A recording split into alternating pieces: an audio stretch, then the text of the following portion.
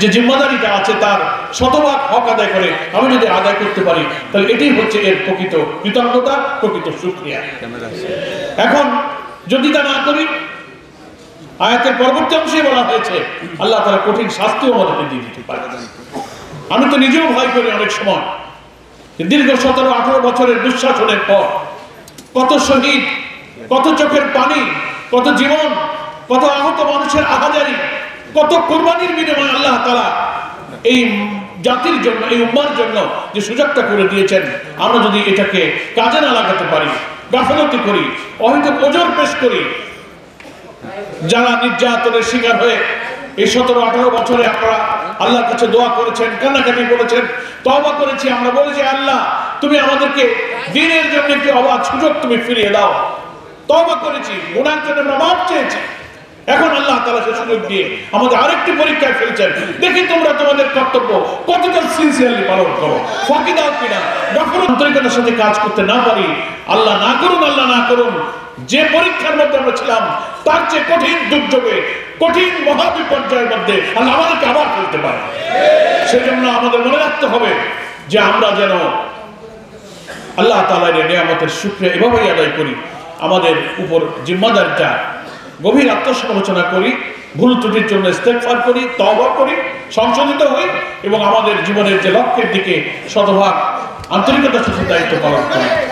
এই কথাটা বলে আমি দুটো কথা মুআজ্জাজ উলামায়ে কেরাম এবং আমার অনেক মুরব্বিরা এখানে আছেন, তাদের সামনে কথা বলার মতো ইলম আমার নেই, আমি খুব দৃঢ়ভাবে বিশ্বাস করে আমার বিবেক, আমার ক্ষুদ্র জ্ঞানে যা এখন এসেছে সেই কথাটুকু আপনাদের কাছে বলতে চাই। পয়লা কথা হচ্ছে, আমাদের বাংলাদেশের মতো আর্থসামাজিক পরিবেশে বহু শ্রেণী পেশার মানুষ আছে, একেবারে রাষ্ট্রপতি থেকে নিচের ইউনিয়ন পরিষদের মেম্বার, চেয়ারম্যান, গ্রামের বড় মাতব্বর পর্যন্ত হাজারো শ্রেণী, পদ, পদবী, নানান ক্লাস অফ পিপল আমাদের সমাজে আছে। কিন্তু ইমাম এবং খতিব, আমি খুব গভীরভাবে ভেবে দেখেছি, এই শ্রেণীর ইমাম এবং খতিবদেরকে আল্লাহ তাআলা এমন পজিশনে, এমন মর্যাদায় রেখেছেন যে সমাজের কোন শ্রেণী পেশার মানুষের, সাধারণ সমাজের সব মানুষের সাথে এমন কানেক্টিভিটি, এমন সম্পর্ক, এমন সংযুক্তি কোন শ্রেণী পেশার মানুষের সাথে এমন সংযোগ, এমন কানেক্টিভিটি সমাজের কোন মানুষের নেই যা ইমামদের আছে, যা খতিবদের মধ্যে আছে। কারণ একজন ইমামের সাথে রিকশাওয়ালা, গরিব, দরিদ্র, চেয়ারম্যান, মেম্বার, রাষ্ট্রপতি, এমপি, মন্ত্রী, চোর, ডাকাত, সমাজপতি, জনপ্রতিনিধি, শিক্ষক, আলেম, পেশাজীবী, সমাজের আমলা, bureaucracy, defence, police administration, civil society, আপনি কি বলবেন, প্রত্যেককে কোনো না কোনোভাবে প্রত্যেক ইমাম এবং খতিবের সাথে তার একটা কানেক্টিভিটি, একটা সংযোগ আল্লাহ তাআলা স্থাপন করে দিয়েছেন।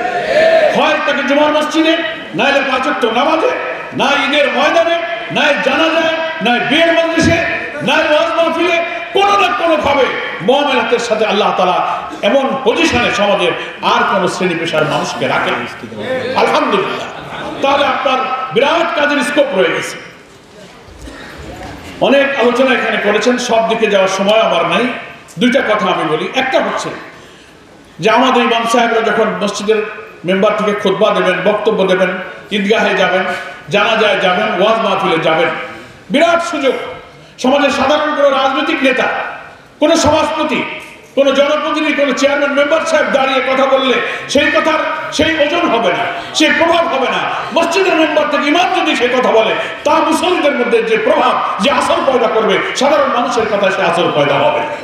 সেখানে দাঁড়িয়ে আপনি ইসলামের সমাজ জীবনে আজকে যে সমস্ত বিকৃত ব্যাখ্যা, বিকৃত অর্থ, ইসলামকে এই সমাজে সামাজিক রাষ্ট্রবল প্রতিষ্ঠিত করার পথে জ্ঞানগত, আকীদাগত, চিন্তাগত, ব্যাখ্যাগত যে বিকৃতি চলছে, যে অন্ধকার চলছে, সেটাকে আমরা দূর করতে পারি। মানুষ এখনো ইসলামকে একটা বড় অংশ সমাজের মানুষ দিন হিসেবে বোঝে না, ধর্ম।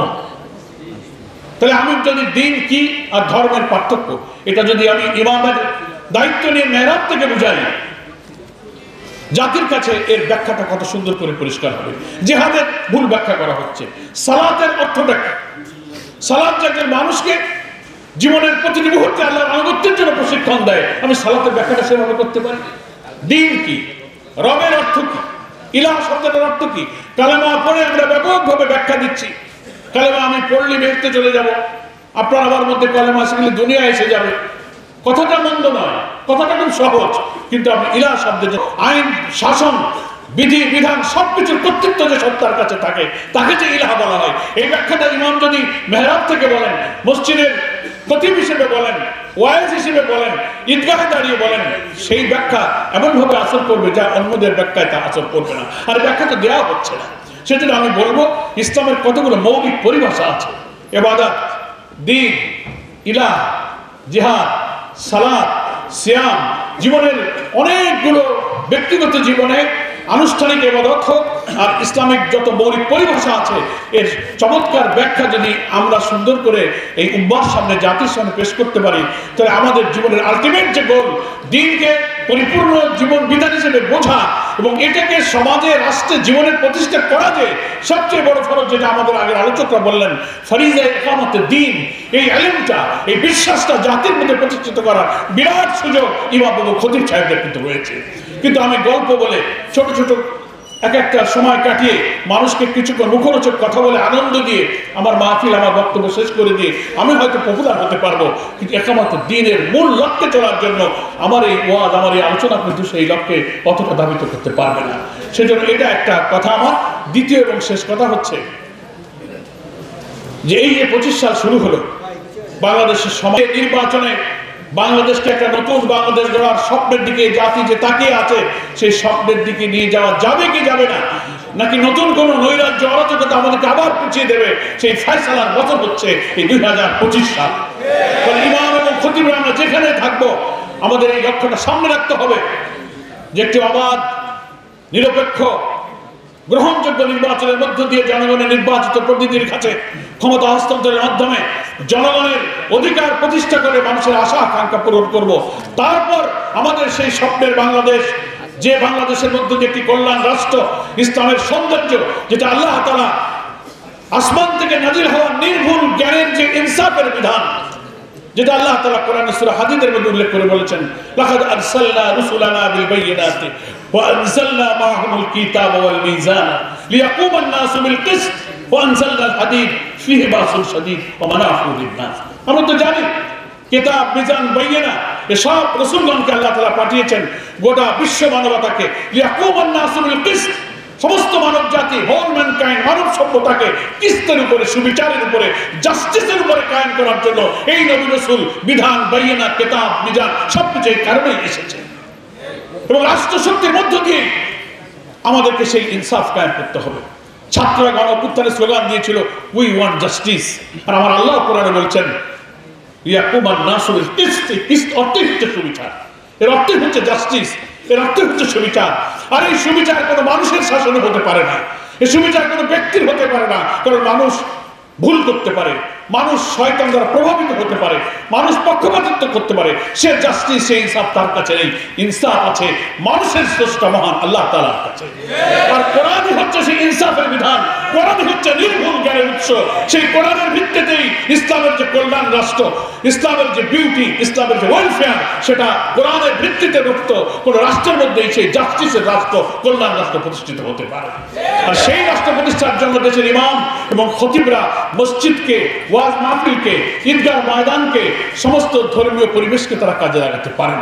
এই জন্য আমি মনে করি সমাজ এবং যুগ সভ্যতা বদলে যাচ্ছে, বাংলাদেশও বদলে গেল, ইমাম খতিবদেরকেও বদলে ফেলতে হবে। নতুন বাংলাদেশ, নতুন ইমাম, নতুন খতিব, ওয়াজের নতুন ধারা, খুতবার নতুন ধারা এবং আমাদের বক্তব্যের নতুন ধারা বদলে দিয়ে আমরা নতুন বদলে যাওয়া বাংলাদেশ আবার গড়তে চাই।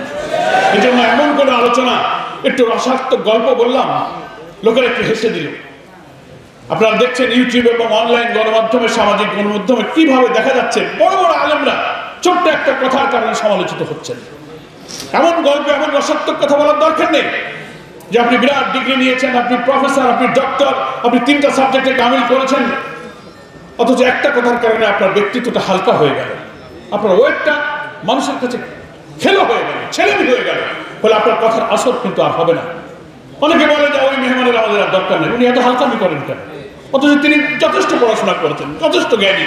এই জন্য আমরা মসজিদে, মাহফিলে, ওয়াজে, যে কোনো জায়গায় কথা বলার সময় আলেমানা যে হাইসিয়াত, তার যে ব্যক্তিত্ব, তার যে ওয়েট, এটা নষ্ট না হয় এদিকে খেয়াল রেখে যদি একটি কল্যাণ রাষ্ট্র গঠনে মহান আল্লাহ তাআলার তরফ থেকে আমাদের যে দায়িত্ব পালনের মধ্য দিয়ে আল্লাহ তাআলা আমাদেরকে মাফ করে দেবেন, আল্লাহর সন্তুষ্টি পাওয়া যাবে, জান্নাত পাওয়া যাবে, সেই পথে যেন আমরা দুর্বার গতিতে, অপ্রতিরোধ্য গতিতে, মৃত্যু ভয়হীন চেতনা নিয়ে যেন ছুটতে পারি। আজকের এই সম্মেলন খতিব আর ইমাম সাহেবদেরকে সেই চেতনায় উদ্বুদ্ধ করুক, এই কামনা করে আমি আমার বক্তব্য শেষ করছি।